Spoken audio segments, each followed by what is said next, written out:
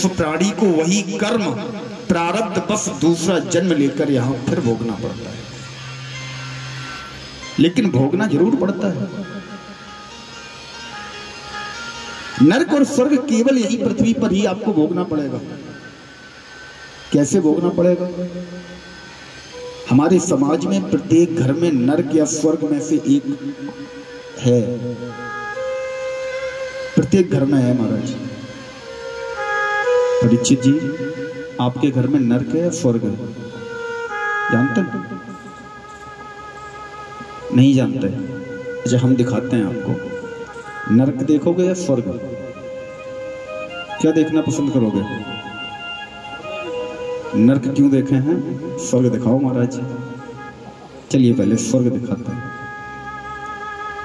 बोले अन्न पुराना घृत नया, घर सदवंती नार, आज्ञाकारी पुत्र हो स्वर्ग के लक्षण चार। अगर आपके घर में संपन्नता है, अन्न पुराने का मतलब घर में इतना राशन इतना पर्याप्त मात्रा में रहता है, सारी संपन्नताएं हैं, अचानक से कोई कार्य लग जाए तो ये नहीं कि महाराज सबके आगे हाथ फैलाने पड़ जाए। घर में दूध माखन आदि की कमी नहीं है, घृत नया अर्थात दूध माखन इन सब की कमी नहीं है, संपन्नता है, अच्छा खा पी रहे हो। घर सदवंती नारी, आपकी पत्नी, आपके घर में जो नारी है, स्त्री है, वो आपका सम्मान करने वाली है, सद्गुणवंती है, धार्मिक प्रवृत्ति की है, कर्कशा ना हो, बात बात पर कलह करने वाली ना हो। और सबसे बड़ा लक्षण बोले आज्ञाकारी पुत्र हो। अगर आपका पुत्र आज्ञाकारी है तो समझ जाना आप लोग स्वर्ग में रह रहे हो महाराज। स्वर्ग के लक्षण चार। और नरक क्या है? बोले मैले कपड़े मैल सिर, घर कलिहार नार, नालायक औलाद हो नरक के लक्षण चार। अगर आपकी औलाद नालायक है, आप कहते हो खेत की वो सुनता है खलियान की, तो समझ जाना घर में कलह कारिणी स्त्री है, बात बात पर कलह करने के लिए तैयार रहती है। घर में दरिद्रता अर्थात गरीबी का होना गंदगी का प्रतीक नहीं है। अगर आप गंदगी से रहते हो तो इसका मैं अर्थ ये नहीं समझूंगा आप गरीब हो, आप आलसी हो, गरीब नहीं हो। धन से सफाई का कोई भी लेना देना नहीं है। अगर आप गंदगी से रहते हो, घर में महाराज आपके कलह कारिणी स्त्री है, आपके पुत्र आपकी बात नहीं मानते, तो समझ लेना आप नरक में रह रहे हो। प्रत्येक मनुष्य को अपने कर्मों को यही भोग कर जाना पड़ता है। जो प्रारब्ध बस जो हमारे कर्म बचते हैं ना, हमने जो भी जिसके साथ किया उन कर्मों को कर्मण्ये बाधिकारस्ते कर्म फले सुखदाचनः। जो भी कर्म हमने किए उनका अच्छा बुरा फल उस विधाता के हाथ में है, और वो विधाता हमारी जितनी उम्र है उस उम्र में हमें यहीं पर दे देगा।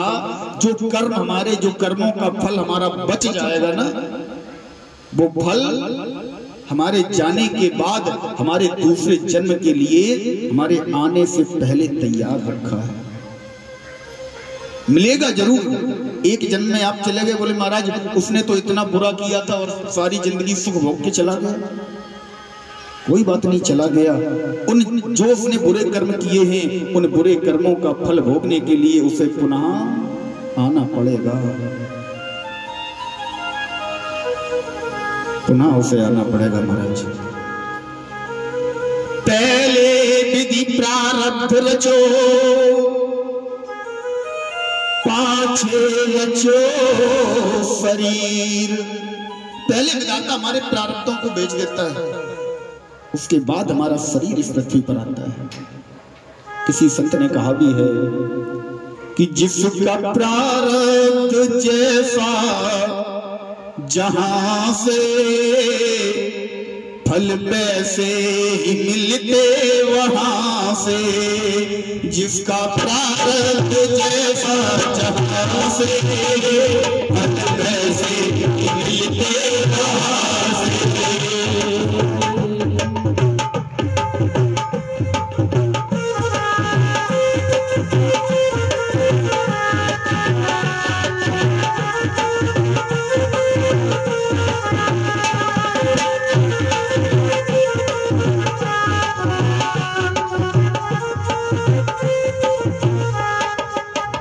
मीठे फल अब लगेंगे कहाँ से, मीठे फल अब लगेंगे कहाँ से, बीज कड़वे तो वो ही चुके हो, बीज कड़वे तो वो ही चुके हो। साथी जागो हुआ अब सवेरा, साथी जागो हुआ सवेरा, सारी रजनी तो सो ही चुके हो, सारी रजनी तो सो ही चुके हो, सारी रजनी तो सो ही चुके हो, सारी रजनी तो सो ही चुके हो। जिसका प्रारब्ध जैसा जहां से, जिसका प्रारब्ध जैसा जहां से फल पैसे मिलते वहां से, फल पैसे मिलते वहां से, फल पैसे मिलते वहां से, फल पैसे मिलते वहां से, फल पैसे मिलते वहां से। जिसने जैसा प्रारब्ध किया है, अगर हमने अच्छा किया तो अच्छा फल मिलेगा, बुरा करने के बाद तुम सोचो कि मीठे फल अब लगेंगे कहां से, बीज कड़वे तो बो ही चुके हो। इसलिए अभी भी समय है, साथी जागो हुआ अब सवेरा, सारी रजनी तो सो ही चुके हो। सारी रात तो आप वैसे ही सो चुके हो, सारा जीवन आपने सोने में व्यर्थ कर दिया, अब तो कुछ कर्म अच्छे कर लो। गोस्वामी बाबा ने भी लिखा है कि परहित सरे सो धर्म नहीं भाई, पर पीड़ा समो नहीं अधिमाई। दूसरों का हित करने से बड़ा कोई भी धर्म नहीं है। केवल जितना हो सके हमारे हाथ से, हमारे शरीर से, हमारी देह से दूसरों का हित हो जाए, बस यही परित है, यही सबसे बड़ा धर्म है। बड़ा सुंदर सांख्य योग की कथा कपिल भगवान कपिला अष्टाध्यायी में 8 अध्यायों में सुनाते हैं मैया को। महाराज, इन्हीं की पावन वंश परंपरा में एक बार देवहूति मैया करदम जी से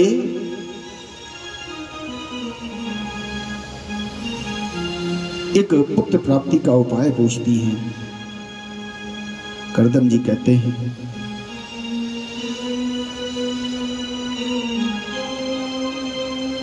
हे प्रिय,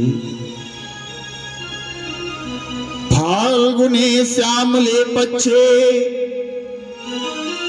द्वादशाहं पयोवृतः। फाल्गुन के श्यामल पक्ष में प्रतिपदा से द्वादशी तक एक व्रत किया जाता है। जिन माताओं को पुत्र नहीं है वे फाल्गुन के श्यामल पक्ष में प्रतिपदा से द्वादशी तक एक पयोव्रत किया जाता है। इस व्रत में दूध, गऊ का दूध अथवा दूध से बना कोई भी व्यंजन, इसका ही आपको 12 दिनों तक सेवन करना है। लड्डू गोपाल जी की सेवा करनी है। द्वादशी के दिन किसी ब्राह्मण को बुलाकर उचित भोजन करवाकर उचित सामर्थ्य अनुसार दक्षिणा देकर विदा करें और आशीर्वाद की कामना करें। निश्चित ही श्रीमद् भागवत महापुराण की कथा कहती है, वर्ष जन्मावधि च प्राप्ति पुत्रो अति निर्मलः। 1 वर्ष की अवधि में उसे निश्चित ही अति निर्मल पुत्र की प्राप्ति होगी। महाराज, आज अदिति मैया ने यही व्रत किया। इस व्रत के करने से अदिति मैया के यहाँ एक पुत्र का जन्म हुआ। जिस समय पुत्र का जन्म हुआ तो महाराज समय आने पर बृहस्पति, देवगुरु बृहस्पति ने इसका यज्ञोपवीत संस्कार किया। यज्ञोपवीत संस्कार जब होता है, देखो आपके जीवन में शिक्षक गुरुओं को छोड़कर केवल एक ही गुरु आता है जिससे आप लोग दीक्षा लेते हैं, और ब्राह्मण बालक के जीवन में 2 गुरु आते हैं। एक गायत्री गुरु जिसने यज्ञोपवीत संस्कार दिया, यज्ञोपवीत जिसने प्रदान किया, एक वो गुरु, और एक जिसने जीवन को बदला, जिसने राह दी। ऐसे तमाम गुरु होते हैं, अनेक गुरु हैं, जिससे भी हमें कुछ सीखने को मिले वो गुरु है। लेकिन ब्राह्मण बालक 2 बार दीक्षा लेता है, एक बार यज्ञोपवीत संस्कार के समय और एक बार गुरुकुल से निकलते समय। महाराज, बृहस्पति देव ने जिस समय इस बालक को यज्ञोपवीत संस्कार कराया, यज्ञोपवीत दिया, गायत्री की दीक्षा दी, ये बालक है कौन? ये साक्षात श्री हरि का अवतार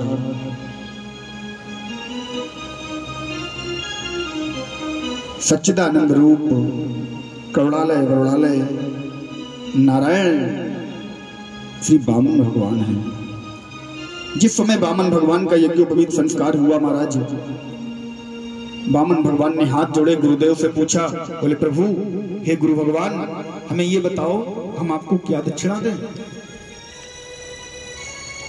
बृहस्पति जी ने कहा, देखो हमें कोई छोटी मोटी दक्षिणा नहीं चाहिए। बोले फिर क्या चाहिए? बृहस्पति जी ने कहा, वामन, मेरे जितने भी शिष्य देवता हैं ना, उनके लिए सबसे बड़ा कष्ट इस समय ये है कि प्रहलाद का वंशज वैरोचन पुत्र बलि सारे लोकों पर विजय प्राप्त कर चुका है, केवल एक तुम्हारा लोक बचा हुआ है। सारी पृथ्वी, पाताल, इतल वितल सुतल तलातल रसातल भू भुवा जना लोक सत्यम, सारे लोगों को, सारे भुवनों को वो जीत चुका है।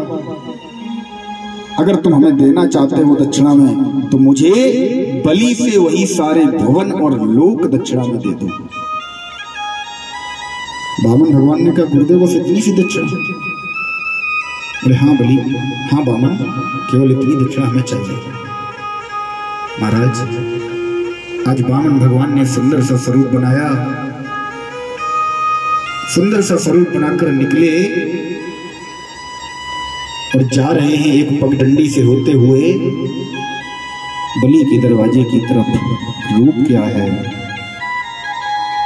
प्रभु पीतांबरधारी है, पीतांबर नहीं है। आज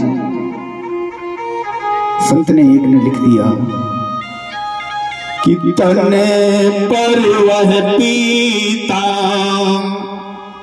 न रहा, छोटा सा काला कंबल है तन पर वह कंब न रहा, छोटा सा बालक है तन पर वह पीतांबर न रहा, तन पर वह पीतांबर न रहा।